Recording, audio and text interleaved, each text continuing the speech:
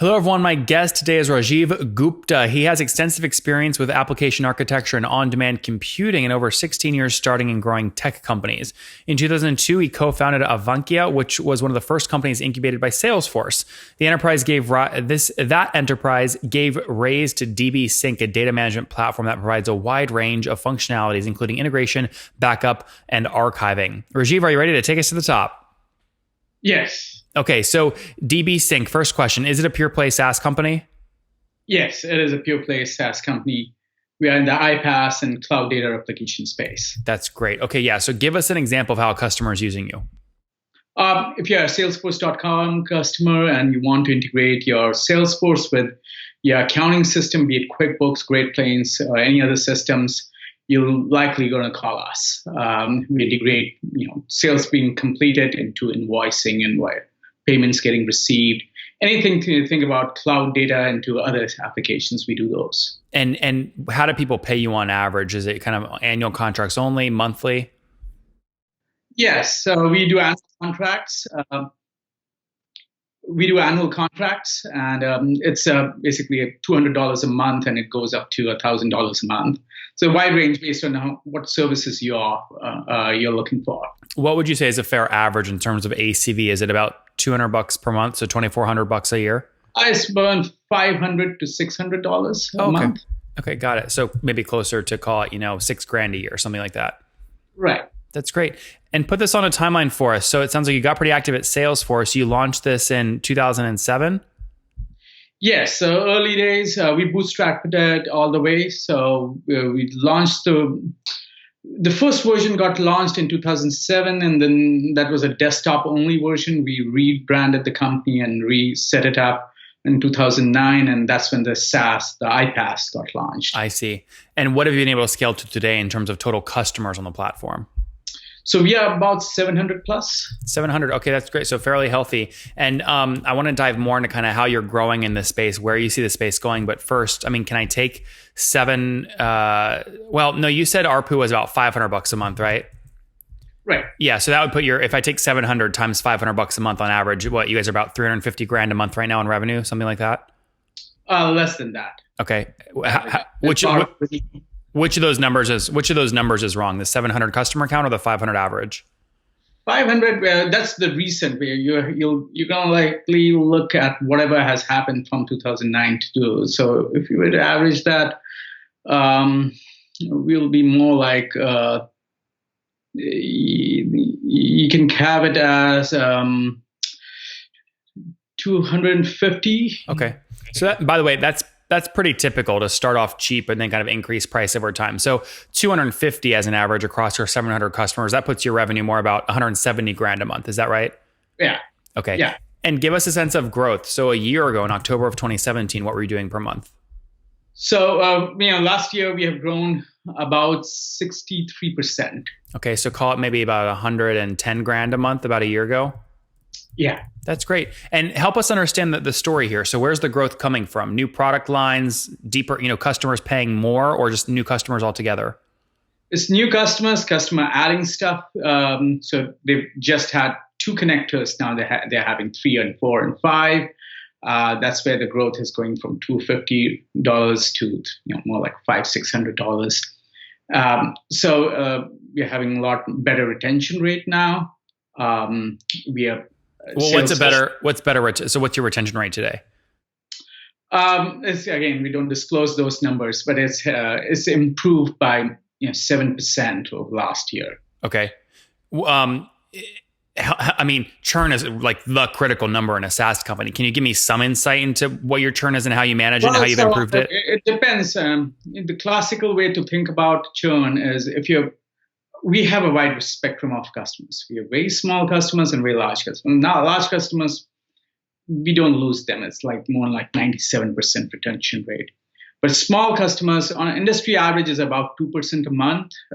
So that's 24. We are around about that percent on the smaller side. Okay. But if you ignore customer size, and this is why people look at revenue churn instead of logo churn. So if you look at your revenue churn across your entire base per year, what is that? So we are about, again, we don't disclose it. I would say. You can give me a range if you want. Yeah, so it's going to be about 13 to 20%. 13 to 20? Yeah. Okay. So if you're churning 13 to 20% of your revenue per year. Sorry, the customers. That's the customers. Yeah. Again, 20%, and that doesn't quite correlate with the revenue. Revenue churn is less than 10%. Okay, yeah, that's what I was asking because by the way, I don't know why this is why revenue churn was invented. It was to make up for differences in customers that have much different ARPUs because usually higher ACV accounts you keep, right, in terms of a logo basis, and churn on a logo basis is much higher for low ARPU. So this is why people measure revenue churn. So your revenue churn is only, call it 10% per year is what you're saying. Less than 10%. Yeah. Less than 10% per year. That's great. And when people are churning, why are they churning?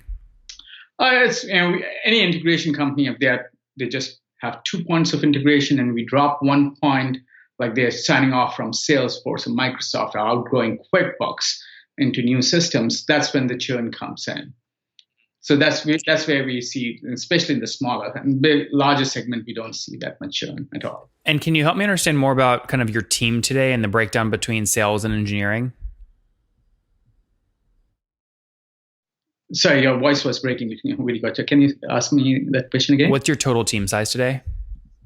Oh, we have 55 folks. 55. And what's the breakdown between sales and engineering? So sales, we have about 11 in sales. We have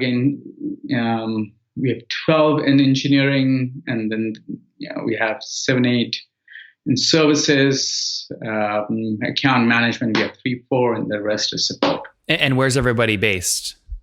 So we are scattered all around. So we have a couple in the United States. Majority are there in Bangalore, India.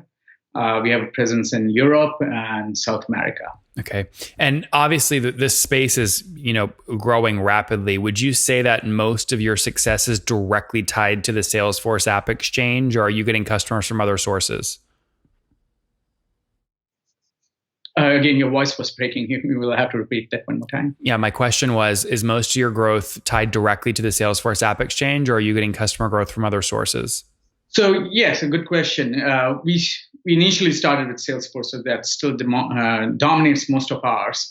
But we have got into Microsoft space. That's something we are doing pretty well. And then there are other SaaS integration spaces like e-commerce. So doing very well in the inventory management space, and e-commerce with Channel Advisor or SKU Wall, those kind of spaces. So right now we have the growth area is around those ecosystems. Mm-hmm. So as you look at growing amongst new ecosystems, I'd love to understand more about how aggressive you're being in terms of CAC. So if a new customer is paying $500 per month or $6,000 per year, how much are you willing to spend fully weighted to get that customer?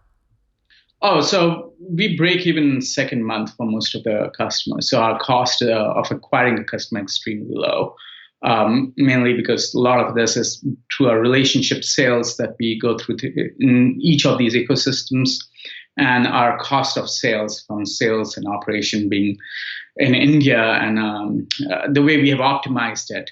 So we normally break even like 2 or 3 months. Yeah. So just to be clear, if they're paying $500 per month, you're spending anywhere between $1,000 and $1,500 to acquire the customer for a 2 to 3 month payback.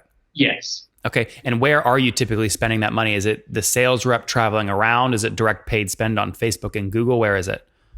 So it's marketing. Again, we don't do a huge spend. Most of it is the sales. Where as soon as the inbound sales comes in, the time spent from sales to demo to closure, that's where we spend most of our energy and time. I see. And talk to me about kind of funding history. Have you bootstrapped this or raised capital? We have bootstrapped it all the way. Oh, I love that. That's so great.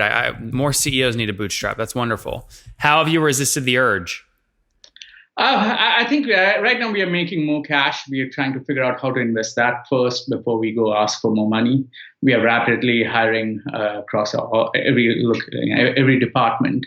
So I think as soon as the cash starts to trim down, that's when I would see. But I think my problem right now is to invest this cash coming in back into the business more efficiently. Yeah. Cash flow positive today then?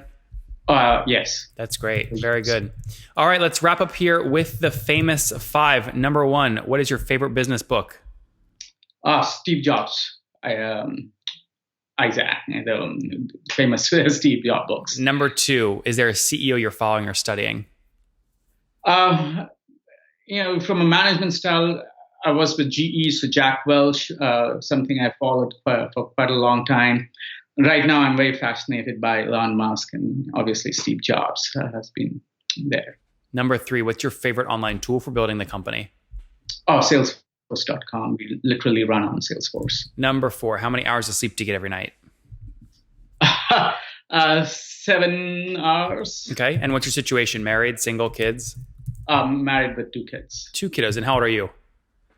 I'm 47 now. 47. Last question, Rajeev. What do you wish your 20-year-old self knew? More on marketing and sales. More on marketing and sales. Guys, there you have it. They're doing about 175 grand per month today. That's up about 60% year over year. They're serving 700 customers and kind of the database and really they call it DBSync space, really tied directly to Salesforce, especially as they started now scaling out into NetSuite integrations and many other integrations as well to get all your apps talking with each other. They've got about 55 people based in remote locations, totally bootstrapped, which I love, and healthy economics, less than 10% revenue churn per year, 2 to 3 month payback period as he continues to scale the company. Rajeev, thanks for taking us to the top. Thanks, Nathan.